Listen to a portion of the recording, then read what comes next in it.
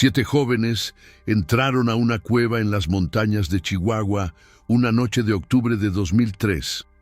Pero lo que salió de esa cueva 18 horas después ya no eran las mismas personas. Algunos dirían que habían perdido algo esencial de su humanidad. Otros susurrarían que habían encontrado algo que nunca debió ser descubierto. La verdad permaneció enterrada durante 21 años, hasta que una cámara de video apareció en el lugar más inesperado, revelando los últimos momentos de una experiencia que cambiaría para siempre no solo a estos 7 amigos, sino a todos aquellos que se atrevieran a conocer su historia. Si buscas respuestas que desafíen tu comprensión de la realidad, suscríbete a Ecos del Silencio, porque lo que estás a punto de escuchar podría hacer que nunca vuelvas a ver las cuevas de la misma manera. Y si llegas hasta el final de esta historia, descubrirás por qué algunos secretos deberían permanecer en la oscuridad para siempre. Era una tarde dorada de octubre cuando 7 estudiantes universitarios de la ciudad de Chihuahua decidieron que su fin de semana sería diferente. Llevaban semanas planeando esta expedición a las Cuevas de los Susurros, un sistema subterráneo poco explorado ubicado en la Sierra Madre Occidental, a aproximadamente 80 kilómetros al oeste de la capital del estado. El nombre de estas cuevas no era casual. Los lugareños aseguraban que en las noches silenciosas se podían escuchar voces que parecían provenir del interior de la montaña. Susurros en un idioma que nadie podía identificar. Los protagonistas de nuestra historia eran jóvenes típicos de principios de los años 2000. Diego Morales, de 22 años, estudiante de geología y líder natural del grupo, había sido quien propuso la aventura. Su pasión por la espeleología había nacido en la infancia, cuando su abuelo le contaba historias sobre las cavernas secretas de Chihuahua.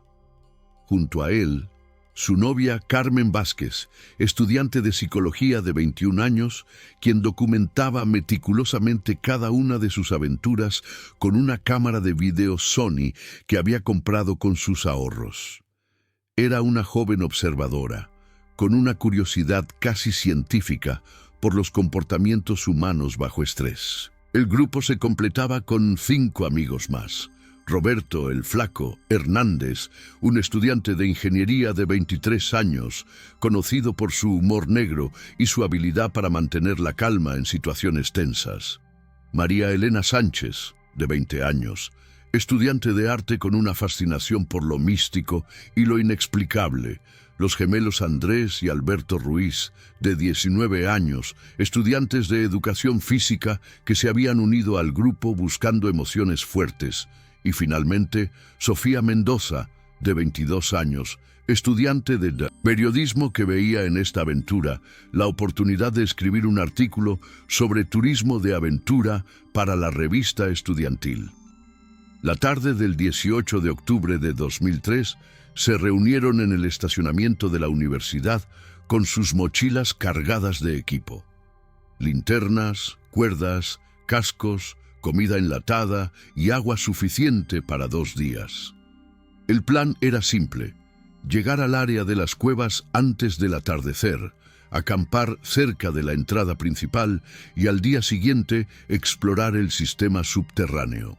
Diego había estudiado los mapas topográficos durante semanas, identificando 3 entradas principales y varias cámaras que prometían ser espectaculares.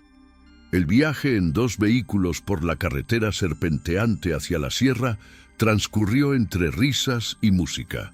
Carmen no dejaba de grabar, capturando los paisajes montañosos que se volvían más dramáticos conforme se alejaban de la civilización. Para la posteridad, bromeaba, sin saber cuán proféticas resultarían ser sus palabras. Los pinos y encinos creaban un dosel verde que filtraba la luz del sol poniente, creando patrones de luz y sombra que danzaban sobre el pavimento agrietado. Alrededor de las 6 de la tarde, llegaron al final del camino transitable. Desde ese punto, Tendrían que caminar aproximadamente 2 kilómetros por un sendero apenas marcado hasta llegar a las cuevas. El aire en las montañas era más frío de lo esperado, y una brisa constante susurraba entre las ramas, creando un sonido que María Elena describió como voces de la montaña que nos dan la bienvenida. Mientras montaban el campamento en un pequeño claro, cerca de la entrada principal de la cueva, Diego explicó el plan para el día siguiente. Habían identificado una ruta que los llevaría a través de 3 cámaras principales, la más profunda de las cuales se encontraba a aproximadamente 200 metros bajo tierra. La Cámara del Eco, como la había bautizado basándose en los relatos de los pocos exploradores que habían llegado hasta ahí, prometía ser el punto culminante de su aventura. Esa noche, mientras el fuego crepitaba y las estrellas brillaban con una intensidad que solo se puede apreciar lejos de las luces de la ciudad, los 7 amigos no podían imaginar que estaban viviendo sus últimas horas como las personas que habían sido hasta ese momento. Carmen siguió documentando, grabando sus conversaciones casuales, sus planes para el día siguiente y las historias que Diego contaba sobre las leyendas locales de las cuevas. Dicen que hace más de 100 años un grupo de mineros desapareció en estas cuevas durante 3 días, relataba Diego mientras el fuego proyectaba sombras danzantes en su rostro. Cuando finalmente salieron, ninguno pudo recordar qué había pasado durante esos 3 días. Solo hablaban de voces en la oscuridad y de una luz que venía del centro de la tierra. Los demás escuchaban con una mezcla de fascinación y nerviosismo, sin saber que esta historia tendría ecos inquietantes en su propia experiencia. La noche transcurrió tranquilamente, pero Carmen notaría más tarde, al revisar las grabaciones, algo extraño en el comportamiento de sus amigos. A medida que la noche avanzaba, todos parecían volverse más callados, más introspectivos. Era como si la proximidad de las cuevas ejerciera una influencia sutil, pero perceptible, en sus estados de ánimo. El amanecer del 19 de octubre llegó con una neblina densa que envolvía las montañas como un sudario gris. La temperatura había descendido durante la noche, y cuando los 7 amigos despertaron, sus alientos formaban pequeñas nubes que se disipaban rápidamente en el aire frío. Carmen fue la primera en levantarse, y su cámara capturó esos primeros momentos del día que más tarde se convertirían en las últimas imágenes normales de todos ellos. Las cuevas de los susurros se abrían en la ladera norte de un peñasco de piedra caliza, formando una entrada que desde la distancia parecía la boca de un gigante petrificado. La abertura principal medía aproximadamente 3 metros de altura y 5 de ancho, lo suficientemente grande como para permitir el paso de varias personas al mismo tiempo. Lo que resultaba inquietante era el sonido. Incluso desde el exterior se podía percibir un eco constante que parecía provenir de las profundidades, como si la montaña misma estuviera respirando. Los lugareños del pueblo más cercano, San Pedro de las Cuevas, ubicado a 15 kilómetros de distancia, tenían una relación compleja con este lugar. Algunos lo consideraban sagrado, otros lo evitaban por completo. Los más ancianos contaban historias que se remontaban a la época prehispánica, cuando las cuevas eran utilizadas por grupos indígenas para ceremonias rituales. Según estas leyendas, las cuevas eran un punto de encuentro entre el mundo de los vivos y el de los espíritus, un lugar donde las barreras entre dimensiones se volvían más delgadas. Don Aurelio Vega, un ganadero de 78 años que había vivido toda su vida en la región, había intentado disuadir a los jóvenes cuando se detuvieron en San Pedro para comprar provisiones el día anterior. Esas cuevas no son para juegos de muchachos, les había advertido con una seriedad que contrastaba con su habitual jovialidad. He visto gente entrar ahí que sale diferente. como si hubieran dejado algo importante adentro o como si hubieran traído algo que no debería salir. Sus palabras habían causado risas nerviosas entre los estudiantes, pero María Elena, la más sensible del grupo a este tipo de advertencias, había insistido en comprar velas benditas en la pequeña iglesia del pueblo. Por si acaso, había dicho, guardándolas en su mochila junto con un pequeño crucifijo que pertenecía a su abuela. Después del desayuno, Diego repasó una vez más el plan de exploración. Entrarían por la entrada principal y seguirían el túnel central hasta llegar a la primera cámara grande, conocida localmente como el Salón de los Ecos.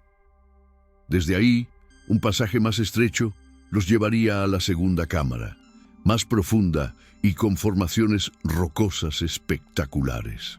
Finalmente, si las condiciones lo permitían, intentarían llegar a la cámara más profunda, aquella que Diego había bautizado como la Cámara del Eco, basándose en los pocos relatos disponibles. Alrededor de las 9:30 de la mañana, completamente equipados con cascos, linternas frontales y de mano, cuerdas y equipo de comunicación básico, los 7 amigos se dirigieron hacia la entrada de la cueva. Carmen documentó meticulosamente estos momentos, grabando cada broma nerviosa, cada verificación de equipo, cada expresión de emoción y anticipación en los rostros de sus amigos. «Muy bien, equipo», dijo Diego con una sonrisa confiada mientras verificaba su linterna por tercera vez. «Vamos a hacer historia. Seremos los primeros universitarios en mapear completamente este sistema de cuevas». Sus palabras tenían un tono profético que solo sería evidente años después, cuando alguien finalmente vería estas grabaciones. La entrada a la cueva era impresionante. Los primeros metros consistían en un túnel natural de techo alto, con paredes de piedra caliza pulida por siglos de filtración de agua. Las formaciones rocosas creaban sombras caprichosas que bailaban con el movimiento de sus linternas. El suelo, cubierto de arena fina y pequeños guijarros, crujía suavemente bajo sus pies, creando un eco que se amplificaba hacia las profundidades de la cueva. Lo que nadie mencionó en voz alta, pero que Carmen capturó inadvertidamente en su cámara, fue el cambio sutil en la actitud del grupo tan pronto como cruzaron el umbral de la entrada. Los chistes se volvieron menos frecuentes, las voces se redujeron automáticamente a susurros, y había una tensión palpable en el aire que no podía atribuirse únicamente a la emoción de la aventura. Roberto, normalmente el payaso del grupo, fue el primero en comentar sobre la acústica inusual del lugar. ¿Escuchan eso?, preguntó deteniéndose aproximadamente 50 metros dentro de la cueva. Es como si nuestras voces rebotaran, pero diferente, como si vinieran de más lejos de lo que deberían. Tenía razón. El eco no se comportaba de manera normal. Parecía amplificarse y distorsionarse de formas que desafiaban la física básica de la acústica en espacios cerrados. Sofía, con su instinto periodístico, comenzó a tomar notas detalladas de sus observaciones. Más tarde, estas notas serían cruciales para entender qué había comenzado a suceder desde esos primeros momentos. Describía una sensación de densidad en el aire, y una presión que no es física, sino de otro tipo. También notó que las lecturas de su brújula comenzaron a comportarse de manera errática apenas internaron en la cueva.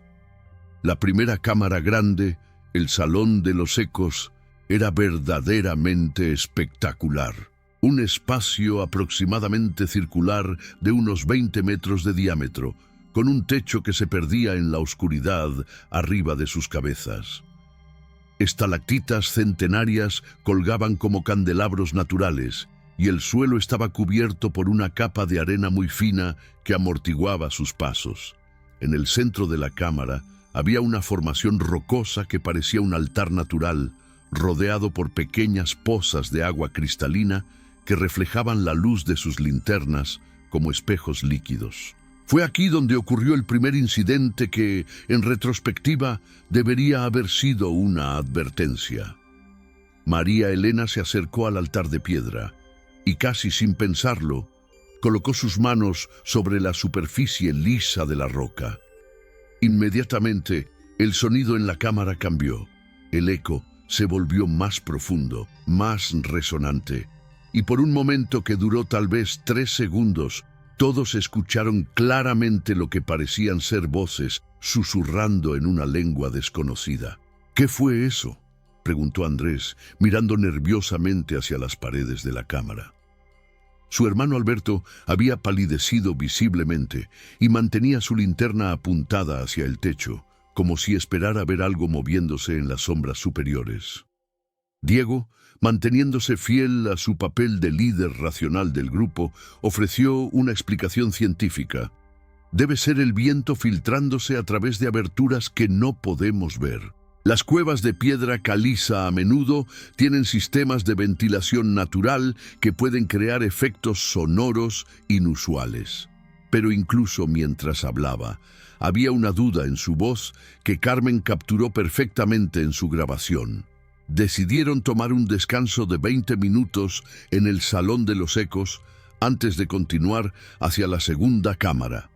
Fue durante este descanso que Carmen notó algo extraño en el comportamiento de sus amigos. Todos parecían estar escuchando algo que ella no podía oír, girando ocasionalmente sus cabezas hacia diferentes direcciones, como si respondieran a sonidos específicos. Cuando les preguntaba qué escuchaban, simplemente negaban con la cabeza o decían que no era nada importante. El paso hacia la segunda cámara requería navegar por un túnel considerablemente más estrecho, donde tenían que avanzar en fila india y en algunos puntos agacharse para poder continuar. Este corredor tenía aproximadamente 80 metros de longitud y descendía gradualmente, llevándolos más profundamente hacia el corazón de la montaña. Las paredes aquí eran diferentes, más lisas, casi pulidas, y tenían un color más oscuro que contrastaba con la piedra caliza más clara de la entrada. Carmen siguió grabando meticulosamente, aunque el espacio reducido hacía más difícil maniobrar con la cámara. Sus grabaciones capturaron algo que solo sería evidente mucho tiempo después. Conforme avanzaban por este túnel, la respiración de todos se volvió más laboriosa, no por el esfuerzo físico, sino como si el aire mismo se hubiera vuelto más denso, más difícil de procesar por los pulmones. Sofía fue la primera en mencionar la sensación.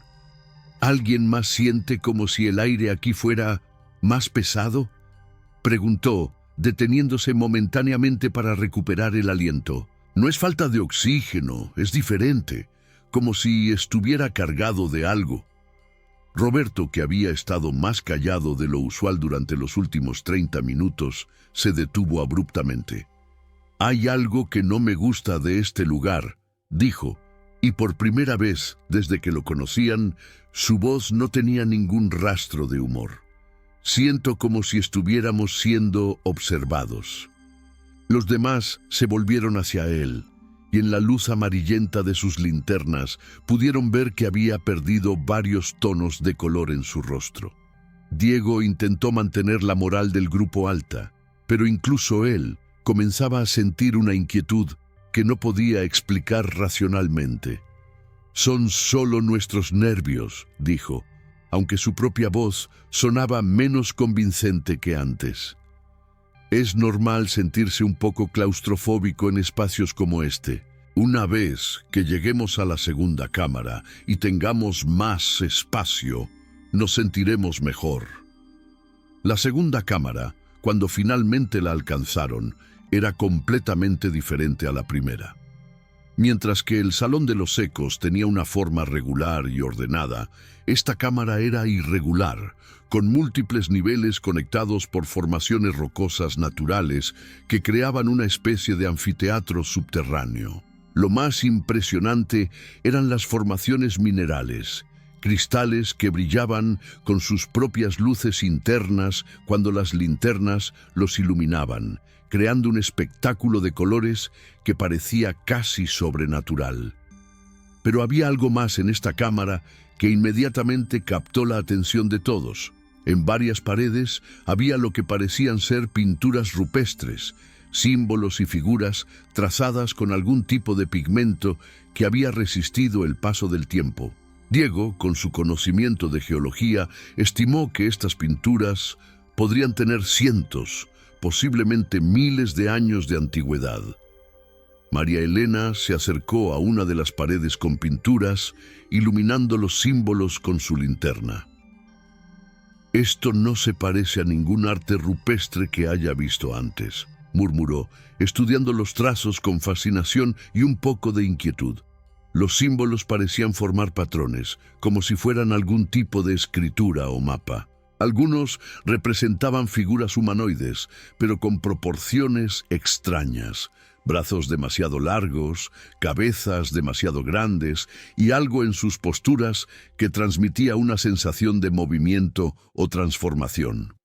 Fue mientras María Elena documentaba estas pinturas que ocurrió el segundo incidente significativo. Sofía, que estaba tomando notas en el lado opuesto de la cámara, gritó repentinamente.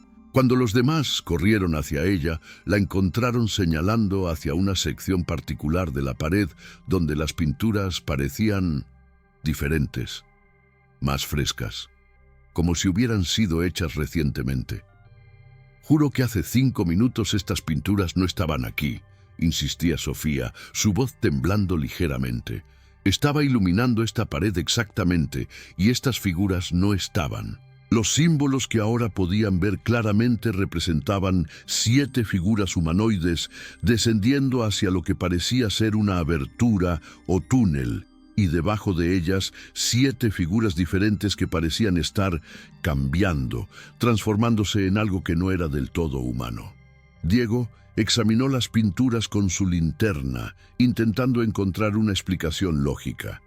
«Tal vez son pigmentos que reaccionan a la luz», sugirió, aunque él mismo no sonaba muy convencido.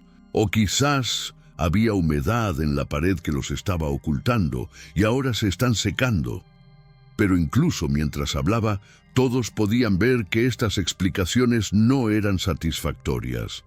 Carmen continuó grabando, capturando no solo las pinturas misteriosas, sino también las expresiones de creciente inquietud en los rostros de sus amigos.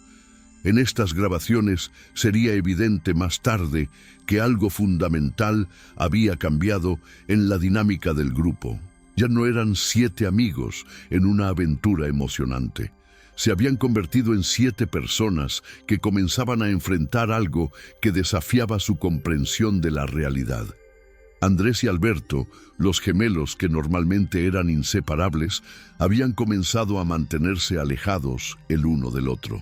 Cuando alguien les preguntaba por qué, no podían dar una respuesta coherente, solo decían que se sentían diferentes cuando estaban muy cerca. Roberto había dejado de hacer bromas por completo y se mantenía en silencio, girando ocasionalmente su cabeza como si escuchara algo que los demás no podían percibir. La decisión de continuar hacia la cámara más profunda, la cámara del eco, no fue unánime. María Elena y Sofía expresaron sus reservas, sugiriendo que tal vez deberían regresar y explorar más otro día. Pero Diego, quizás influenciado por algo más que su curiosidad científica usual, insistió en que habían llegado demasiado lejos para rendirse ahora. «Piensen en esto», argumentó, aunque había una intensidad en sus ojos que no había estado ahí por la mañana. «Podríamos ser las primeras personas en décadas en llegar hasta la cámara más profunda. Esta podría ser la oportunidad de nuestra vida de hacer un descubrimiento real». Sus palabras tenían un poder de persuasión extraño, y uno por uno, los demás accedieron a continuar. El túnel hacia la cámara del eco era el más desafiante hasta ahora. No solo era más estrecho y empinado, sino que también tenía secciones donde tenían que arrastrarse literalmente sobre sus estómagos. Peor aún, había puntos donde el túnel se dividía en múltiples direcciones, creando un laberinto subterráneo que habría sido fácil perderse si no fuera por las marcas que Diego iba dejando con tiza. Fue durante este descenso final que Carmen capturó en video algo que sería analizado obsesivamente años después. En un momento dado, mientras grababa a sus amigos avanzando por el túnel estrecho, la luz de su cámara iluminó brevemente algo moviéndose en uno de los túneles laterales. Era solo un destello, una sombra que parecía tener forma y propósito, pero cuando intentó enfocar mejor, no había nada ahí. Finalmente, después de lo que parecieron horas, pero que probablemente fueron solo 45 minutos, llegaron a la cámara del eco. Y fue ahí donde todo cambió para siempre. La cámara del eco desafió todas sus expectativas. No era simplemente otra cámara subterránea. Era un espacio que parecía existir fuera de las leyes normales de la física y la geometría. Las paredes se curvaban hacia arriba de manera imposible, creando la ilusión de que la cámara era mucho más grande de lo que debería ser posible dentro de la montaña. El techo se perdía en una oscuridad tan densa que sus linternas más potentes no podían penetrarla, dando la sensación de que se extendía hacia el infinito. En el centro de esta cámara extraordinaria había algo que ninguno de ellos había esperado encontrar. Una estructura circular hecha de piedra negra pulida que claramente no era natural. Parecía un anfiteatro en miniatura, con escalones concéntricos que descendían hacia un punto central donde había lo que solo podían describir como un altar. La piedra tenía un brillo sutil, como si estuviera iluminada desde adentro, y emitía un zumbido casi inaudible que sentían más en sus huesos que en sus oídos. Carmen siguió grabando, aunque su cámara había comenzado a comportarse de manera extraña. La imagen se distorsionaba ocasionalmente, aparecían líneas estáticas y en algunos momentos la grabación se aceleraba o ralentizaba sin razón aparente. Más tarde, los expertos que analizaran esta cinta dirían que era como si algún tipo de campo electromagnético estuviera interfiriendo con el equipo electrónico. Diego se acercó al altar de piedra negra con una fascinación que rayaba en la obsesión. «Esto es increíble», susurró, y su voz se amplificó de manera extraña en la cámara, creando ecos múltiples que parecían provenir de diferentes direcciones. Esta estructura debe ser anterior a cualquier civilización conocida en esta región. Pero mientras hablaba, algo en su postura había cambiado. Se movía de manera más rígida, más deliberada, como si estuviera siguiendo un patrón preestablecido. Los otros 6 se distribuyeron por la cámara, cada uno aparentemente atraído hacia diferentes secciones de las paredes, donde más pinturas rupestres se hacían visibles. Pero estas pinturas eran diferentes a las de la cámara anterior. Estaban más elaboradas, más detalladas, y parecían contar una historia compleja que se desarrollaba en secuencia alrededor de toda la circunferencia de la cámara. María Elena fue la primera en intentar interpretar las pinturas. «Es como una narrativa», murmuró, siguiendo las imágenes con su dedo sin tocar realmente la pared. Cuenta la historia de personas que vinieron aquí como nosotros y participaron en algún tipo de ceremonial ritual. Las imágenes mostraban figuras humanas descendiendo hacia la cámara, luego participando en lo que parecía ser una ceremonia alrededor del altar central y finalmente transformándose en algo diferente. Fue entonces cuando Roberto hizo un descubrimiento que cambiaría todo. En una sección de la pared que había estado oculta por sombras, encontró pinturas que no podían tener más de unas pocas décadas de antigüedad. Estas pinturas, hechas con materiales modernos, mostraban figuras vestidas con ropa del siglo XX participando en el mismo ritual representado en las pinturas antiguas. «Chicos», llamó Roberto con voz tensa, «necesitan ver esto». Cuando los demás se acercaron, pudieron ver claramente lo que había descubierto. Entre las pinturas modernas había nombres y fechas. 1952, 1967, 1985, 1998. Y junto a cada fecha, 7 nombres diferentes. 7 personas que aparentemente habían llegado a esta cámara y habían participado en el mismo ritual que las pinturas antiguas representaban. Sofía, con su instinto periodístico, comenzó a documentar meticulosamente estos nombres y fechas. «Esto significa que no somos los primeros», dijo, aunque había un temblor en su voz que no había estado ahí antes. «Cada pocos años, grupos de 7 personas han estado viniendo aquí».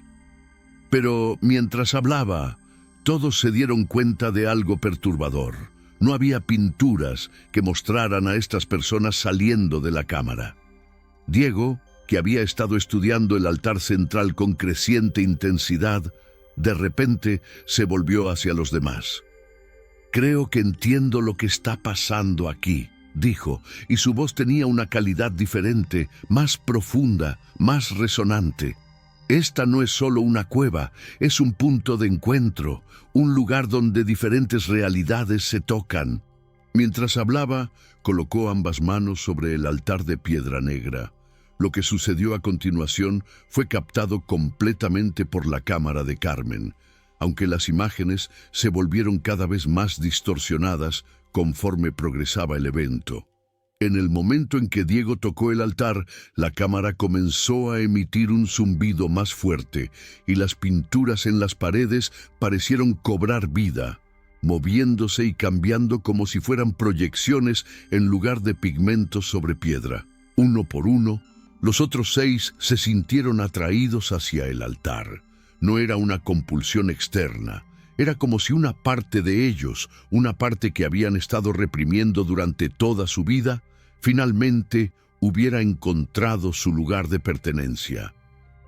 Carmen siguió grabando incluso mientras sentía esta atracción, documentando cómo cada uno de sus amigos se acercaba al altar y colocaba sus manos sobre la superficie negra pulida.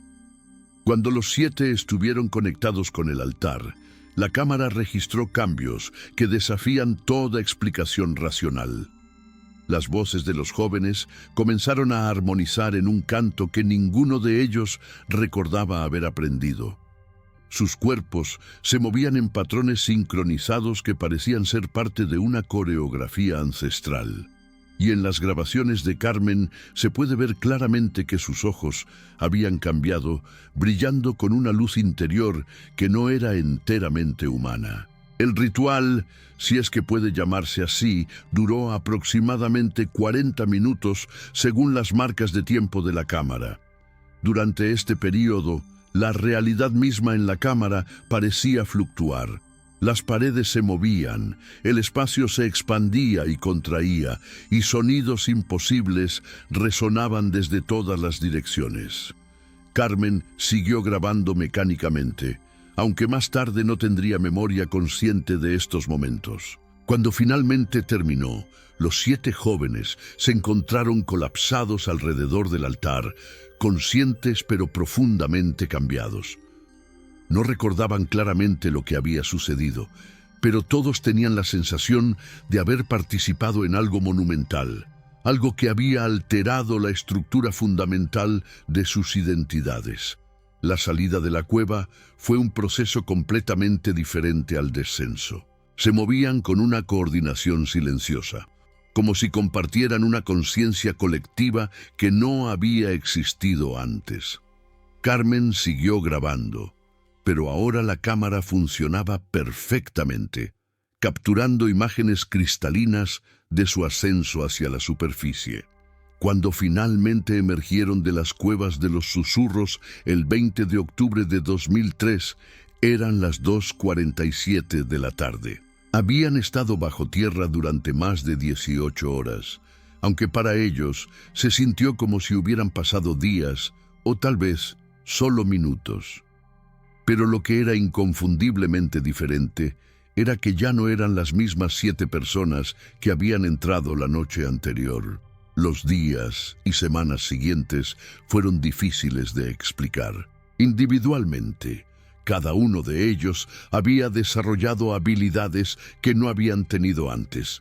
Diego podía sentir las estructuras geológicas sin instrumentos.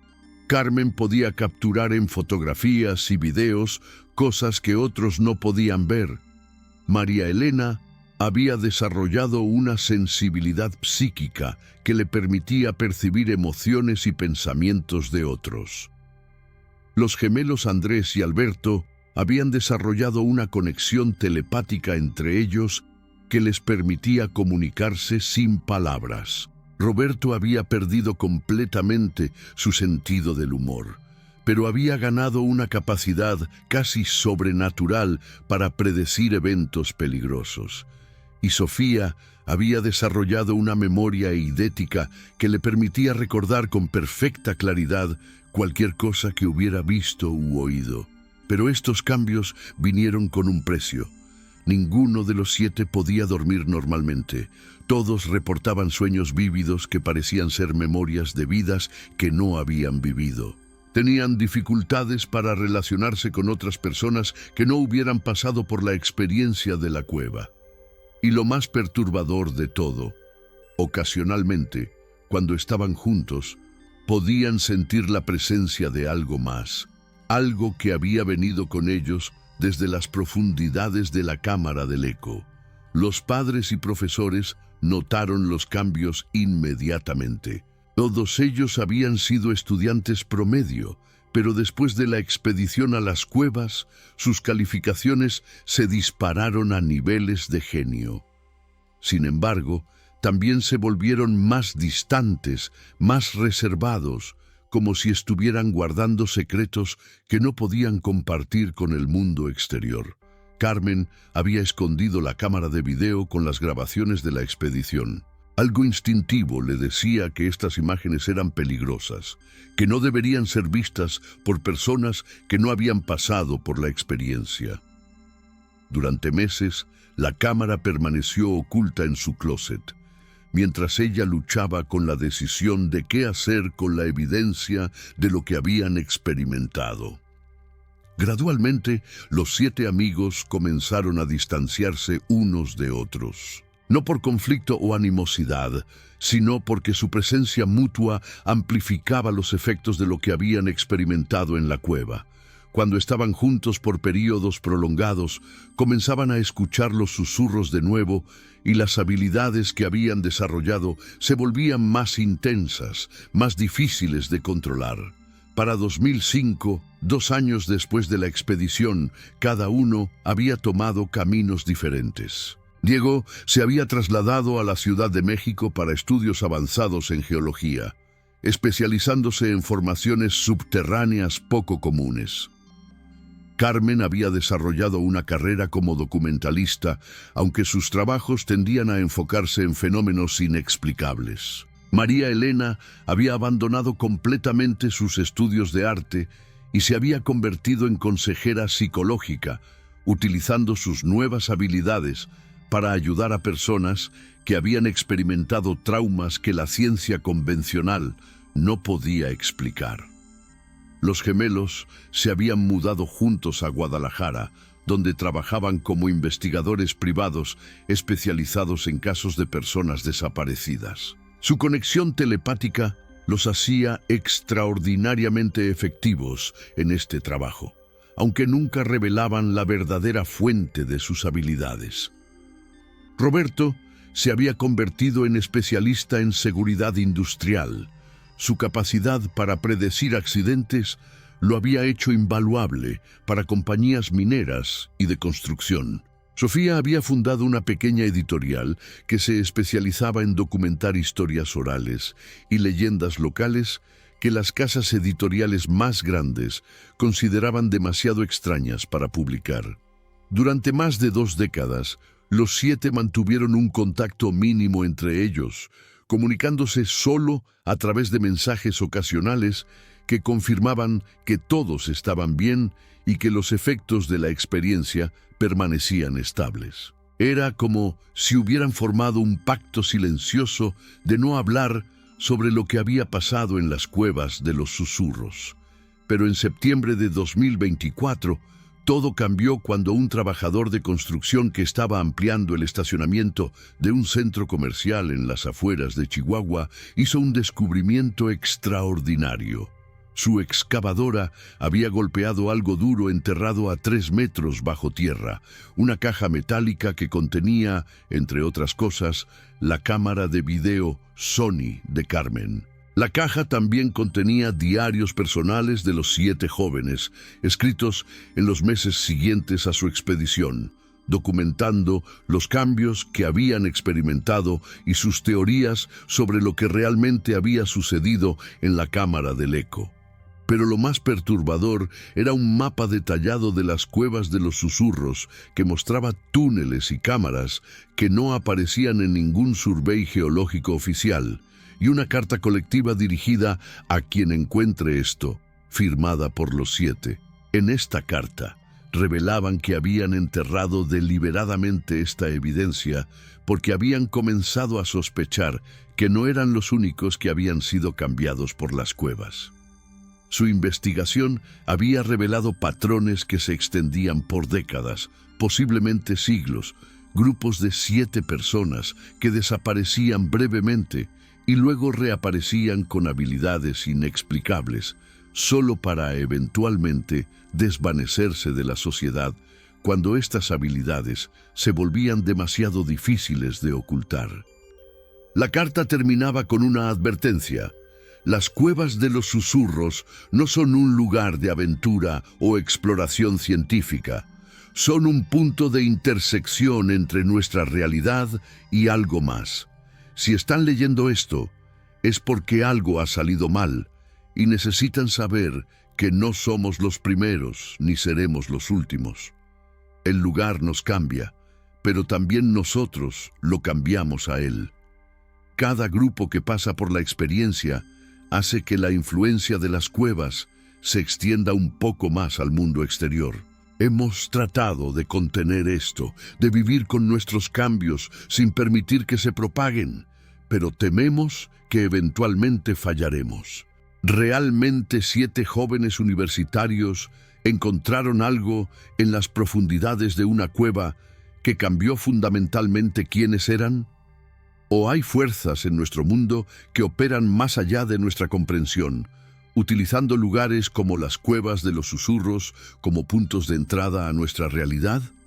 Los videos de Carmen, ahora en manos de las autoridades, muestran cosas que los expertos no pueden explicar. Y cada año, nuevos grupos de exploradores son atraídos hacia las montañas de Chihuahua, buscando aventura en las profundidades subterráneas. Si alguna vez te encuentras cerca de las cuevas de los susurros y escuchas voces susurrando en la oscuridad, recuerda la historia de Diego, Carmen, María Elena, Roberto, Andrés, Alberto y Sofía. Recuerda que algunos lugares cambian a las personas que los visitan y que estos cambios no siempre son para mejor. Y si decides ignorar estas advertencias y adentrarte en la oscuridad de todas formas, asegúrate de que alguien sepa dónde has ido. Porque la persona que salga podría no ser exactamente la misma que entró. Mantente alerta, mantente curioso, pero sobre todo, mantente seguro. Suscríbete a Ecos del Silencio para más historias que desafían nuestra comprensión de la realidad. Porque en un mundo lleno de misterios, a veces la verdad es más extraña que cualquier ficción que podamos imaginar.